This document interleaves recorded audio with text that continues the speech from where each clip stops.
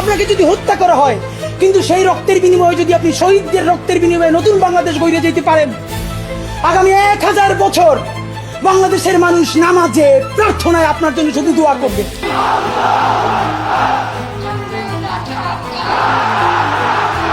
শরীফ ওসমান হাদি ভাইয়ের হত্যার বিচার চাই।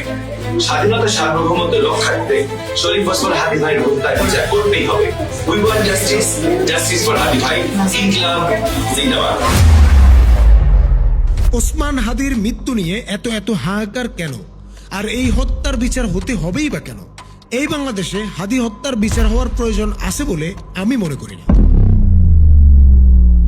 এই একটা হাদি হত্যার বিচার কখনোই এই রাষ্ট্র বদলাবে না, বরং এই বিচার তোলা থাকুক আখেরাতের জন্য, যেদিন প্রত্যেকটা বিচারককেও বিচারের মুখোমুখি হতে হবে। অনেকে বলেন আমরা নাকি সততা ফেল করি। ভাইরা, সততা দেখি বলতে কোনো দিতে নাই। যদি সাহস থাকে আপনারাও সততা বৃদ্ধি করে দেখান।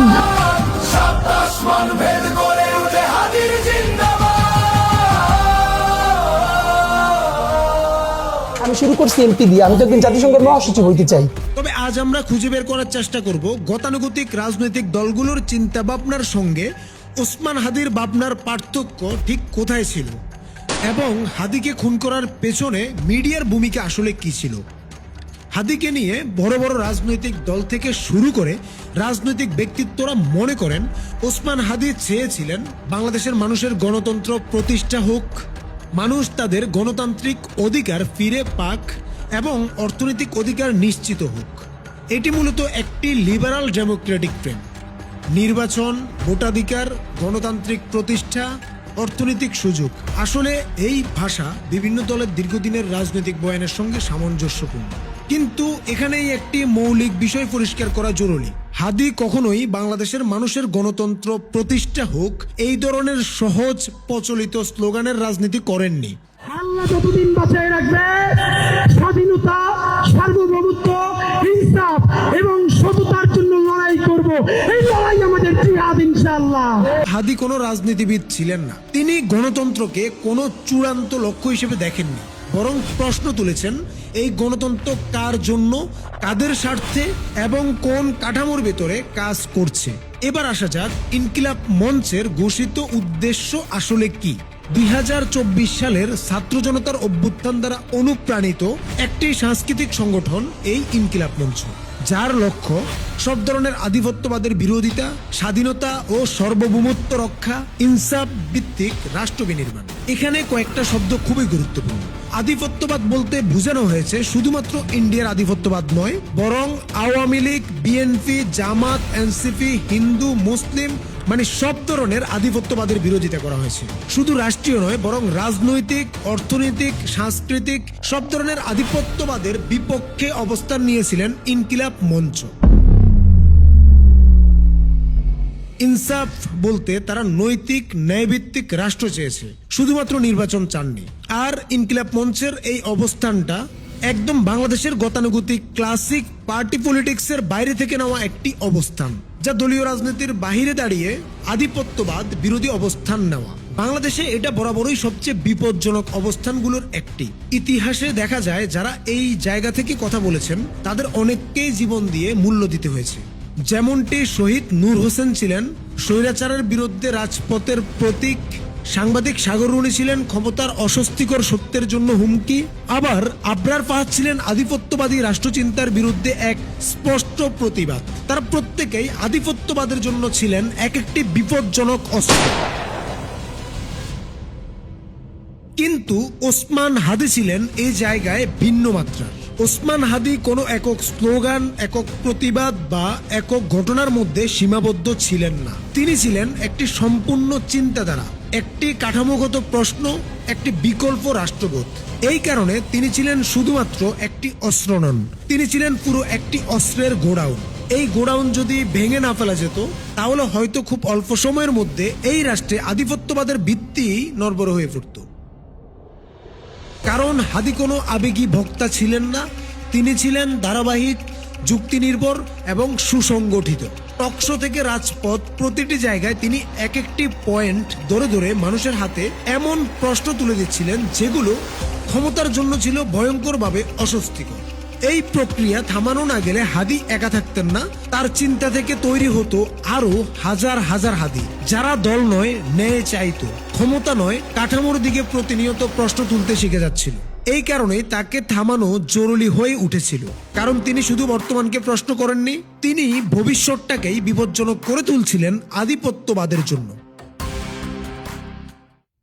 তবে বাংলাদেশের এই আধিপত্যবাদের পেছনে যারা শক্ত হয়ে দাঁড়িয়ে আছে, তাদের মধ্যে সবচেয়ে ধারাবাহিক, সবচেয়ে কৌশলী এবং সবচেয়ে প্রভাবশালী শক্তি হলো বাংলাদেশি মূলধারার মিডিয়া। এই মিডিয়া কেবল খবর প্রচার করেন না, এরা প্রতিদিন মানুষ কিভাবে ভাববে, কিভাবে প্রশ্ন করবে আর কিভাবে চুপ থাকবে সেটা ট্রেনিং দেয়। প্রতিটি মিডিয়া হাউস যেন এক একটি পেঁচানো খেলার ঘর, যেখানে সত্য নয় ন্যারেটিভ তৈরি হয়।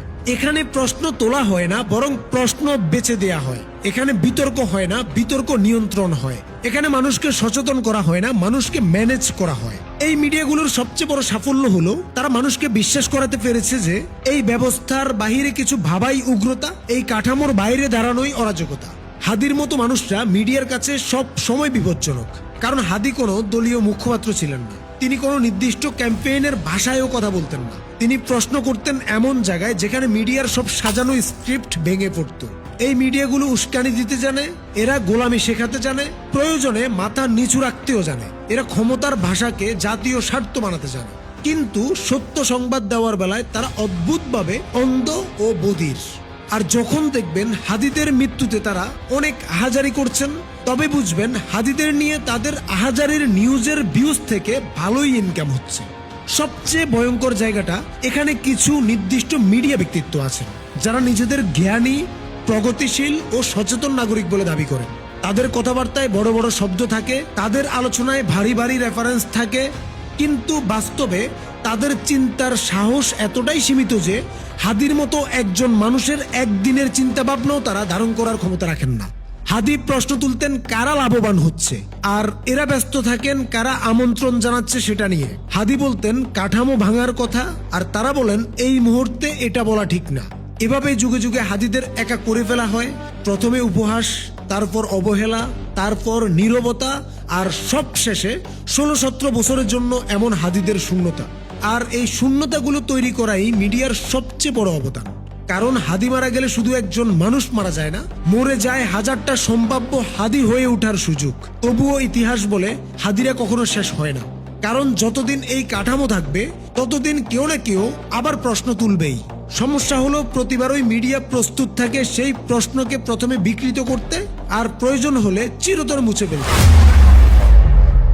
হাদি কখনোই একজন রাজনৈতিক ব্যক্তিত্ব হতে আসেননি। তিনি জানতেন এই দেশে ক্ষমতার কাঠামো নিয়ে সরাসরি প্রশ্ন তুললে শেষ পরিণতি কি হতে পারে।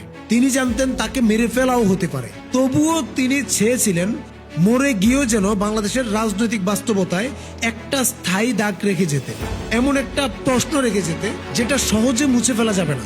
রাষ্ট্রবিজ্ঞানের একজন ছাত্র হিসেবে হাদি উঠে এসেছিলেন একটা সুন্দর রাষ্ট্র গঠনের জ্ঞান নিয়ে, স্বপ্ন নিয়ে, আর এই বিশ্বাস নিয়ে যে এই রাষ্ট্রের তথাকথিত অভিজ্ঞ রাজনীতিবিদদেরও রাজনীতি নতুন করে শেখা দরকার। কিন্তু রাষ্ট্র জবাব দেয় জ্ঞান দিয়ে না, রাষ্ট্র জবাব দেয় শক্তি দিয়ে। তার বিনিময়ে রাষ্ট্র হাদিকে দিয়েছে একটি বুলেট, যার ভেতরে চাপা পড়ে গেছে হাদির সেই সমস্ত চিন্তা, যুক্তি আর সম্ভাবনা।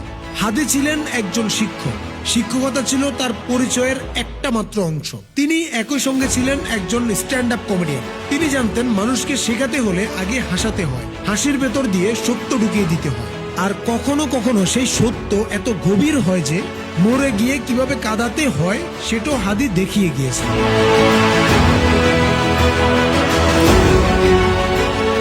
সব কথার শেষে আফসোসটা থেকে যায়, যেটা কোনো রাজনৈতিক আফসোস নয়, এটা একেবারে ব্যক্তিগত, একেবারে মানবিক। একজন বাবাহারা সন্তানের আফসোস। মারা যাওয়ার আগে হাদি সবাইকে বলে গিয়েছিলেন তার সন্তানকে দেখে রাখতে। এই কথাটার ভেতরে ছিল বিপ্লবীর ভাষা নয়, এটি ছিল একজন বাবার শেষ অনুরোধ। হাদি আজ বেঁচে আছে আমাদের মাঝে এই কারণে নয় যে সমাজ বদলে গেছে, বরং সত্যটা আরো নির্মম। এই সমাজ হাদির চাওয়ার মতো বদলানোর জন্য প্রস্তুত ছিল না কখনোই। হাদি যদি বেঁচে থাকতেন তবে এই মৃত পচে যাওয়া ব্যবস্থায় ধীরে ধীরে তাকে মেরে ফেলতো। তিনি মারা গেছেন, কিন্তু আমাদের সামনে রেখে গেছেন এমন একটি প্রশ্ন যেটি হলো আমরা কি আদৌ এমন মানুষ বাঁচিয়ে রাখার যোগ্য।